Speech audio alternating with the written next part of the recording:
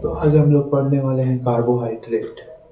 तो कार्बोहाइड्रेट के बारे में जानने से पहले, carbohydrate it is made up of the carbon, hydrogen and oxygen.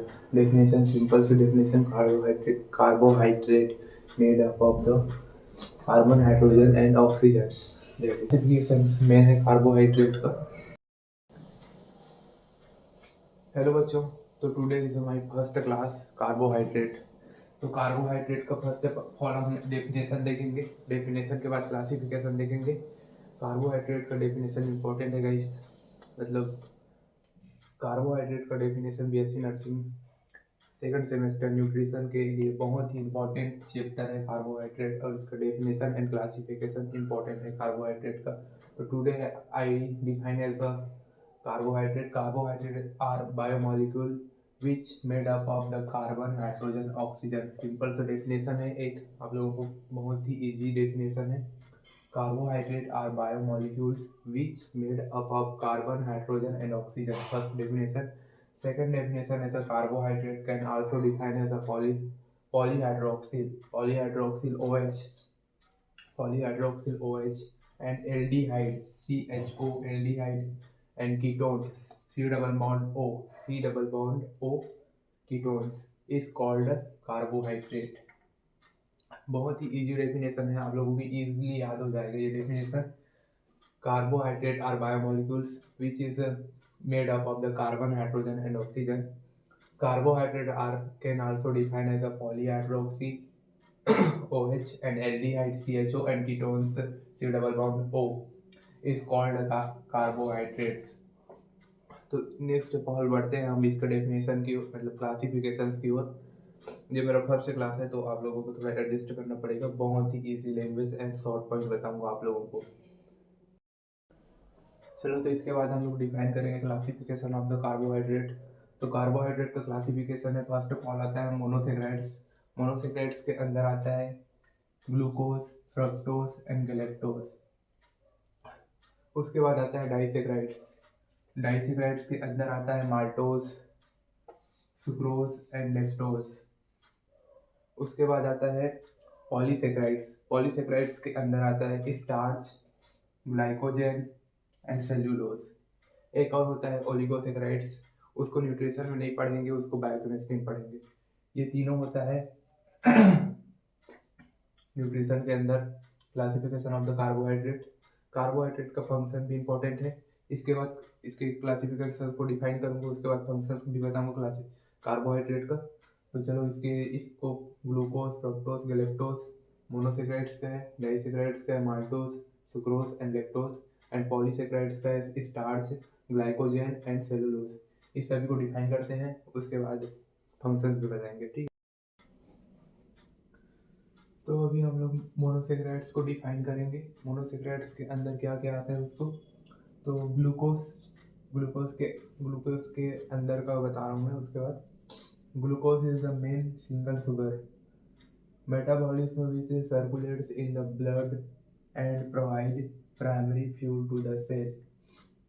Glucose to circulate in the blood, metabolism circulate in the blood and provide primary fuel to cell। ये cell को energy प्रदान करने में हेल्प करता है glucose. और glucose is the main, ये single sugar होता है। दूसरा होता है फ्रक्टोज। मोनोसेक्राइड्स के अंदर आता है fructose. Fructose is known as a fruit sugar. Fructose को फ्रूट शुगर के नाम से भी जाना जाता है। फ्रक्टोज को फ्रूट शुगर के नाम से जाना जाता है। Sweetest for all sugars and found in fruits and honey. ये सभी शुगर्स से बहुत ज़्यादा स्वीट्स होता है एंड ये फ्रूट्स एंड हनी में पाया जाता है। Galactose digested for milk and sugar and lactose. Galactose help करता है डाइजेस्ट करने में मिल्क को, शुगर को एंड लेक्टोज को।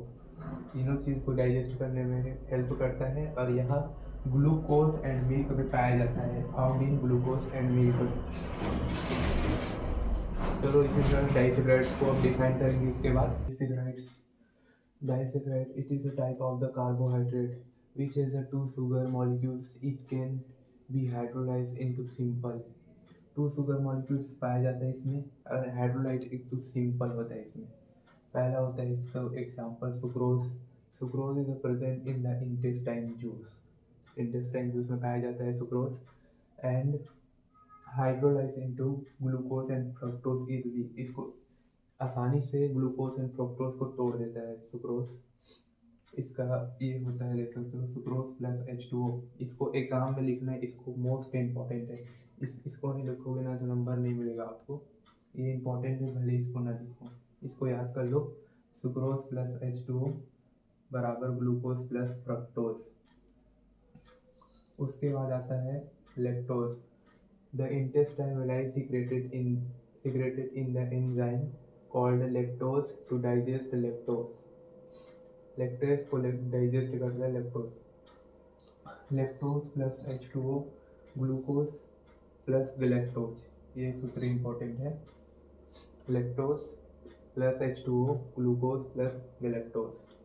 माल्टोज, इसको यूज़ किया जाता है पाउडर फॉर्म में, इसका ये याद कर लो, बहुत ही सरल है, maltose plus H2O glucose plus glucose.